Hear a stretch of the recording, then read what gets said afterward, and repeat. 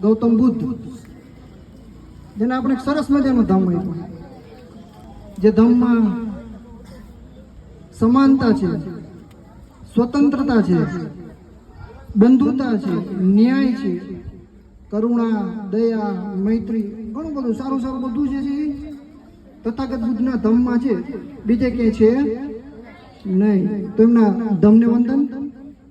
બોધિસત્વ doctor Baba Saheb Ambedkar, જેને ભારતના બધા લોકોને એક સરસ મજાનું સંવિધાન આપ્યું.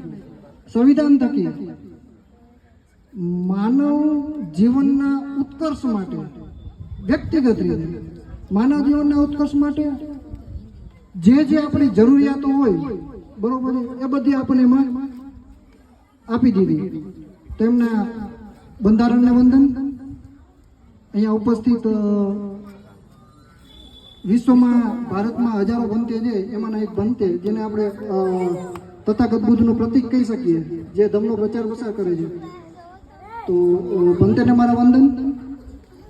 હવે થોડી વાર પહેલા આપણે એક સરસ મજાની બુદ્ધ વંદના અને પંચશીલ બોલ્યા. તો આપણે કોઈ બી વસ્તુ કરતા હોઈએ, કઈ બી બોલતા હોઈએ, તો આપણને એનો અર્થ ખબર હોવો જોઈએ. અર્થ ખબર ના હોય તો એ આપણે સમયનો શું કર્યો કહેવાય?